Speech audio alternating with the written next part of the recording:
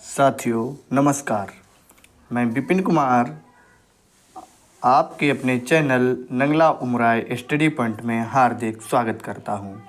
जैसा कि आप सभी लोग जानते हैं, हमारे इस यूट्यूब चैनल पर उत्तर प्रदेश पुलिस कांस्टेबल री एग्ज़ाम के लिए लगातार क्लासें चल रही हैं, जिसमें आज हमारी हिंदी की 19वीं क्लास होने जा रही है, जो कि आज मैंने बहुत ही इम्पोर्टेंट टॉपिक लिया है। हमारे टॉपिक का नाम है रस। आज रस से संबंधित जो भी इम्पोर्टेंट क्वेश्चन बनते हैं, वो सभी क्वेश्चन हम इस वीडियो के माध्यम से देखेंगे तथा अगर इसमें सभी क्वेश्चन नहीं आ पाते हैं तो हम आगे दूसरी क्लास में भी रस से संबंधित क्वेश्चन अवश्य लाएंगे। तो सभी साथी हमारे इस वीडियो के साथ जुड़ना ना भूलें। आइए गौर करेंगे अब हम अपने क्वेश्चन की तरफ। क्वेश्चन नंबर 1 है हमारा, विभाव, अनुभाव और व्यभिचारी भावों के संयोग से जो उत्पत्ति होती है उसे क्या कहते हैं? विभाव, अनुभाव और व्यभिचारी भावों के संयोग से जो उत्पत्ति होती है उसे क्या कहते हैं? ऑप्शन ए है रस, ऑप्शन बी है छंद, ऑप्शन सी है अलंकार, ऑप्शन डी है कारक। तो इसका राइट आंसर हो जाएगा ऑप्शन नंबर ए रस। विभाव, अनुभाव और व्यभिचारी भावों के संयोग से जो उत्पत्ति होती है उसे हम कहते हैं रस। तो इसका राइट आंसर हो जाएगा ऑप्शन नंबर ए। प्रश्न नंबर 1 का राइट आंसर है ऑप्शन नंबर ए। चलिए अब इसी के साथ अब हम अगले क्वेश्चन नंबर 2 की तरफ चलेंगे। क्वेश्चन नंबर 2 है हमारा, रसों की सही संख्या कितनी है? रसों की सही संख्या है। रस कितने प्रकार के होते हैं? ऑप्शन ए है 8, ऑप्शन बी है 9, ऑप्शन सी है 10, ऑप्शन डी है 11। तो रसों की सही संख्या कितनी है? तो भरत मुनि के अनुसार उनके नाट्य शास्त्र में रसों की संख्या कितनी बताई गई है? तो वो है 9। तो प्रश्न नंबर 2 का राइट आंसर हो जाएगा ऑप्शन नंबर बी। रसों की सही संख्या है 9। कितनी है? 9। तो इसका राइट आंसर है ऑप्शन नंबर बी। चलिए अब हम अगले क्वेश्चन नंबर 3 की तरफ चलेंगे। क्वेश्चन नंबर 3 है हमारा, निम्न में से कौन सा विद्वान रस विरोधी है? निम्न में से कौन सा विद्वान रस विरोधी है? ऑप्शन ए है आनंदवर्धन, ऑप्शन बी है भामह, ऑप्शन सी है भट्टलोलक, ऑप्शन डी है पंडित राज जगन्नाथ। तो कौन सा विद्वान रस विरोधी है? तो इसका राइट आंसर हो जाएगा option number B Bhamaha. Bhamaha जो है ये रस विरोधी विद्वान हैं। इन्होंने रस की कोई परिभाषा या संज्ञा नहीं बताई है। चलिए अब हम इसी के साथ अगले क्वेश्चन नंबर 4 की तरफ चलेंगे। क्वेश्चन नंबर 4 है हमारा, निम्न में से कौन रसाचार्य नहीं है? निम्न में से कौन रसाचार्य नहीं है? Option A Keshav, option B Vishwanath, option C Nagarjun, option D Mammat. कौन रसाचार्य नहीं है? तो इसका राइट आंसर है option number C Nagarjun. Nagarjun ये रसाचार्य नहीं हैं, यानी कि रस के आचार्य कौन नहीं हैं? तो नागार्जुन ये रस के आचार्य नहीं हैं। चलिए अब अगले क्वेश्चन नंबर 5 की तरफ चलेंगे। क्वेश्चन नंबर 5 है हमारा, क्वेश्चन नंबर 5 है, वाक्यम रसात्मकम काव्यम। वाक्यम रसात्मकम काव्यम, यह किसका कथन है? ऑप्शन ए है केशव, ऑप्शन बी है विश्वनाथ, ऑप्शन सी है भरत, ऑप्शन डी है मम्मट। तो वाक्यम रसात्मकम काव्यम किसका कथन है? तो इसका राइट आंसर है ऑप्शन नंबर सी, भरत। वाक्यम रसात्मकम काव्यम, ये कथन जो है भरत जी का है। इसी के साथ अब हम अगले क्वेश्चन नंबर 6 की तरफ चलेंगे। क्वेश्चन नंबर 6 है हमारा, रस्यते आस्वादते इति। रस्यते आस्वादते इति, यह कथन किसका है? Option A Keshav, option B Vishwanath, option C Bharat, option D Mammat. तो इसका राइट आंसर हो जाएगा ऑप्शन नंबर बी, विश्वनाथ। रसते आस्वादते इति, इसके लेखक हैं विश्वनाथ जी। कौन हैं? विश्वनाथ जी। चलिए अब हम अगले क्वेश्चन नंबर 7 की तरफ चलेंगे। क्वेश्चन नंबर 7 है हमारा, विभावानुभाव व्यभिचारी संयोगादृश निष्पत्ति। विभावानुभाव व्यभिचार संयोगादृश निष्पत्ति, यह कथन किसका है? Option A Keshav, option B Vishwanath, option C Bharat, option D Mammat. तो यह कथन किसका है? तो इसका राइट आंसर होगा option number C, Bharat Muni. Bharat मुनि के द्वारा ये कथन दिया गया है, विभावानुभाव व्यभिचार संयोग दृश निष्पत्ति। तो ये कथन है हमारे रस के आचार्य भरत मुनि का। किसका? भरत मुनि का। चलिए अब हम अगले क्वेश्चन नंबर 8 की तरफ चलेंगे। क्वेश्चन नंबर 8 है हमारा, भरत मुनि के अनुसार स्थायी भावों की संख्या है। भरत मुनि के अनुसार स्थायी भावों की संख्या है। Option A 8, option B 9, option C 10, option D 11। तो वैसे हम देखें तो रसों की संख्या कितनी है? रसों की संख्या है 9। लेकिन जब पूछा जाए कि भरत मुनि के अनुसार स्थायी भावों की संख्या कितनी है, तो इसका राइट आंसर हो जाएगा option number A 8।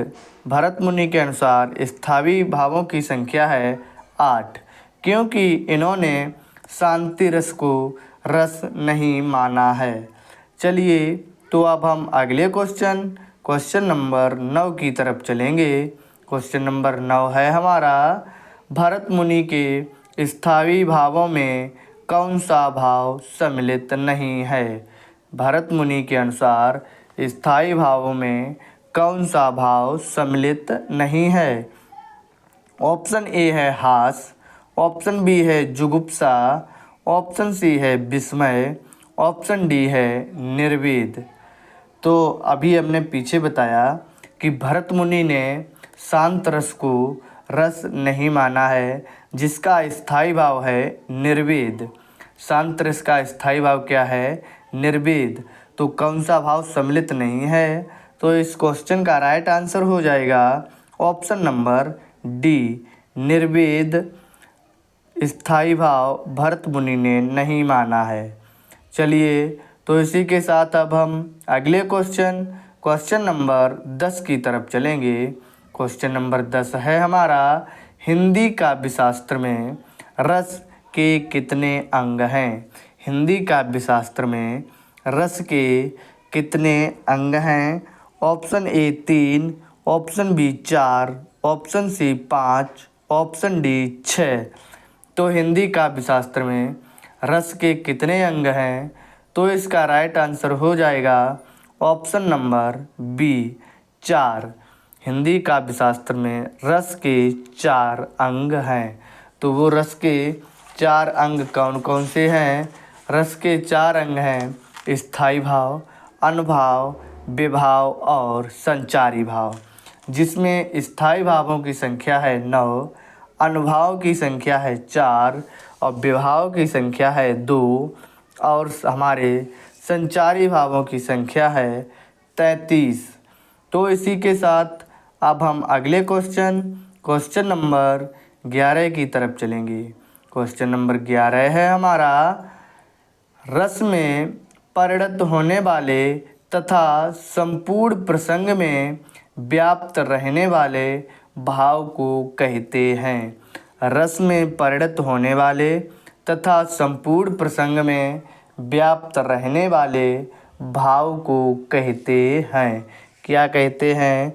Option A स्थायी भाव, ऑप्शन बी अनुभाव, ऑप्शन सी विभाव, ऑप्शन डी संचारी भाव। तो रस में परिणत होने वाले संपूर्ण प्रसंग में व्याप्त रहने वाले भाव को क्या कहते हैं? यानी जो पूरे प्रसंग में जो हृदय के अंदर एक भाव हमेशा जागृत रहता है उसे हम क्या कहते हैं? तो वह होता है हमारा स्थायी भाव। तो प्रश्न नंबर 11 का राइट आंसर है ऑप्शन नंबर ए स्थायी भाव। चलिए इसी के साथ अब हम अगले क्वेश्चन नंबर 12 की तरफ चलेंगे। क्वेश्चन नंबर 12 है हमारा, संचारी भावों की संख्या है। संचारी भावों की संख्या है option A 33, option B 34, option C 35, option D 36। तो संचारी भावों की संख्या कितनी है? तो इसका राइट आंसर हो जाएगा ऑप्शन नंबर ए 33। संचारी भावों की संख्या है 33। इसी के साथ अब हम अगले क्वेश्चन नंबर 13 की तरफ चलेंगे। क्वेश्चन नंबर 13 है हमारा, रस काव्य की प्राणात्मा कहलाता है। रस काव्य की प्राणात्मा कहलाता है। यह कथन किसका है?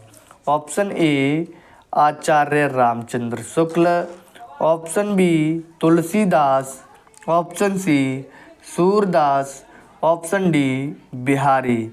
तो रस काव्य की प्राणात्मा कहलाता है, यह कथन है आचार्य रामचंद्र शुक्ल का। यह किसका कथन है? आचार्य रामचंद्र शुक्ल जी का। तो प्रश्न नंबर 13 का राइट आंसर हो जाएगा option number A Acharya Ramchandra शुक्ल। चलिए इसी के साथ अब हम अगले क्वेश्चन नंबर 14 की तरफ चलेंगे। क्वेश्चन नंबर 14 है हमारा, श्रृंगार रस को रसपते या रसराज किसने कहा? श्रृंगार रस को रसपते या रसराज किसने कहा? Option A Acharya Ramchandra Shukla, option B Tulsidas, option C Surdas, option D Bhojraj. तो इसका राइट आंसर होगा ऑप्शन नंबर डी भोजराज। तो भोजराज ने श्रृंगार रस को रसपति या रसराज की उपाधि दी है। तो इसका राइट आंसर है ऑप्शन नंबर डी। चलिए अब हम अगले क्वेश्चन नंबर 15 की तरफ चलेंगे। क्वेश्चन नंबर 15 है हमारा, निम्न में कौन सा विकल्प सही सुमेलित नहीं है? तो अब हमने इस क्वेश्चन में रस और उनके स्थायी भाव दिए हैं, जिनमें आपको बताना है कि कौन सा रस से स्थायी भाव संबंधित नहीं है। ऑप्शन ए है श्रृंगार रस। श्रृंगार रस का स्थायी भाव रति। ऑप्शन बी हास्य रस। हास्य रस का स्थायी भाव हास। ऑप्शन सी करुण रस। करुण रस का स्थायी भाव शोक। ऑप्शन डी वीर रस। वीर रस का स्थायी भाव क्रोध। तो कौन सा विकल्प ऐसा है जो सुमेलित नहीं है? तो इसका राइट आंसर हो जाएगा ऑप्शन नंबर डी, वीर रस का स्थायी भाव क्रोध नहीं होता है। तो ये जो है ऑप्शन नंबर डी गलत दिया गया है। तो वीर रस का स्थायी भाव होता क्या है? वीर रस का स्थायी भाव होता है उत्साह। वीर रस का स्थायी भाव क्या होता है? उत्साह। जबकि ऑप्शन नंबर डी में वीर रस का स्थायी भाव क्रोध दिया गया है, जो कि गलत है। तो हमें गलत विकल्प का ही चयन करना था। चलिए अब हम अगले क्वेश्चन नंबर 16 की तरफ चलेंगे। क्वेश्चन नंबर 16 है हमारा, इसमें भी बताना है कि कौन सा विकल्प सही सुमेलित नहीं है। ऑप्शन ए रौद्र रस, रौद्र रस का स्थायी भाव क्रोध। ऑप्शन बी भयानक रस, भयानक रस का स्थायी भाव भय। ऑप्शन सी विभत्स रस, विभत्स रस का स्थायी भाव जुगुप्सा या घृणा। ऑप्शन डी अद्भुत रस, अद्भुत रस का स्थायी भाव क्रोध। तो इसका कौन सा राइट आंसर हो जाएगा जो कि सही सुमेलित नहीं है? तो इसका राइट आंसर हो जाएगा ऑप्शन नंबर डी अद्भुत रस। अद्भुत रस का स्थायी भाव क्रोध नहीं है। तो इसका स्थायी भाव क्या होता है? तो अद्भुत रस का स्थायी भाव होता है विस्मय। अद्भुत का स्थायी भाव क्या होता है? विस्मय। जबकि ऑप्शन नंबर डी में अद्भुत रस का स्थायी भाव क्या दिया गया? क्रोध। तो क्रोध किसका स्थायी भाव होता है? क्रोध है रौद्र रस का स्थायी भाव। तो ऑप्शन नंबर डी गलत है। इसी के साथ अब हम अगले क्वेश्चन नंबर 17 की तरफ चलेंगे। क्वेश्चन नंबर 17 है हमारा, निम्न में कौन सा विकल्प सही सुमेलित नहीं है? इसमें भी सही विकल्प जो नहीं दिया गया है उसका चयन करना है। ऑप्शन ए है रौद्ररस, रौद्ररस का स्थायी भाव क्रोध। ऑप्शन बी विप्रलंब श्रृंगार, इसका स्थायी भाव भय। ऑप्शन सी शांत रस, इसका स्थायी भाव दिया गया निर्वेद। ऑप्शन डी अद्भुत रस, इसका स्थायी भाव विस्मय या आश्चर्य। तो कौन सा विकल्प सही सुमेलित नहीं है? तो इसका राइट आंसर हो जाएगा ऑप्शन नंबर बी विप्रलंब श्रृंगार। विप्रलंब श्रृंगार रस का स्थायी भाव जो इसमें भय दिया गया है ये सही नहीं है, क्योंकि विप्रलंब श्रृंगार का स्थायी भाव होता है रति। क्या होता है? रति होता है। श्रृंगार रस का स्थायी भाव क्या होता है? रति। और उसमें श्रृंगार रस के दो भेद होते हैं, संयोग श्रृंगार और वियोग श्रृंगार। वियोग श्रृंगार को ही हम विप्रलंब श्रृंगार कहते हैं, जिसका स्थायी भाव होता है रति। जबकि ऑप्शन बी में विप्रलंब श्रृंगार रस का स्थायी भाव भय दिया गया है, जो कि गलत है। तो प्रश्न नंबर बी का सही मेल नहीं है। तो चलिए अब हम अगले क्वेश्चन नंबर 18 की तरफ चलेंगे। क्वेश्चन नंबर 18 है हमारा, वीर रस के कितने भेद होते हैं? वीर रस के कितने भेद होते हैं? Option A 2, option B 3, option C 4, option D 5।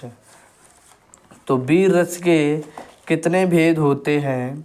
तो इसका राइट आंसर हो जाएगा ऑप्शन नंबर सी 4।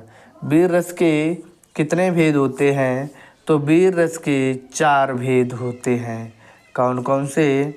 वीर रस के 4 भेद हैं, युद्धवीर, दयावीर, दानवीर और धर्मवीर। वीर रस के कितने भेद हैं? 4। कौन कौन से? युद्धवीर, दयावीर, दानवीर और धर्मवीर। चलिए इसी के साथ अब हम अगले क्वेश्चन नंबर 19 की तरफ चलेंगे। क्वेश्चन नंबर 19 है हमारा, निम्न में से किस ग्रंथ में रस संबंधी व्याख्या नहीं है। निम्न में किस ग्रंथ में रस संबंधी व्याख्या नहीं है? ऑप्शन ए है अग्निपुराण, ऑप्शन बी है कविप्रिया, ऑप्शन सी है साहित्य दर्पण, ऑप्शन डी है कवितावली। तो किस ग्रंथ में रस संबंधी व्याख्या नहीं है? तो इसका राइट आंसर हो जाएगा option number D Kavitavali. Option number D Kavitavali. आप सभी लोगों को अब इस क्लास से ये बताना है कि कवितावली किसकी रचना है। कवितावली किसकी रचना है, ये सभी लोग कमेंट में इसका आंसर ज़रूर देंगे। तो चलिए अब हम अगले क्वेश्चन तथा लास्ट क्वेश्चन नंबर 20 की तरफ चलेंगे। क्वेश्चन नंबर 20 है हमारा, भय लज्जा आदि के कारण उत्पन्न भावों को छिपाने की प्रवृत्ति को क्या कहते हैं? भय लज्जा आदि के कारण उत्पन्न भावों को छिपाने की प्रवृत्ति को क्या कहते हैं? ऑप्शन ए है व्याधि, ऑप्शन बी है वितर्क, ऑप्शन सी है अविद्या, ऑप्शन डी है असूया। तो इसका राइट आंसर हो जाएगा ऑप्शन नंबर सी अविद्या। भय लज्जा आदि के कारण उत्पन्न भावों को छिपाने की प्रवृत्ति को कहते हैं अविद्या। तो प्रश्न नंबर 20 का राइट आंसर है ऑप्शन नंबर सी। तो चलिए इसी के साथ हमारी क्लास होती है समाप्त। तो आप लोगों को हमारी ये क्लास कैसी लगी? अगर सभी भाइयों को हमारे द्वारा तैयार किया गया कंटेंट अगर अच्छा लग रहा है तो हमारे इस वीडियो को लाइक अवश्य करें तथा अधिक से अधिक लोगों के साथ शेयर भी करें तथा हमारे चैनल को अधिक से अधिक लोगों से सब्सक्राइब अवश्य करवाएं। तो चलिए साथियों, इसी के साथ सभी लोगों को नमस्कार, राधे राधे, राम राम।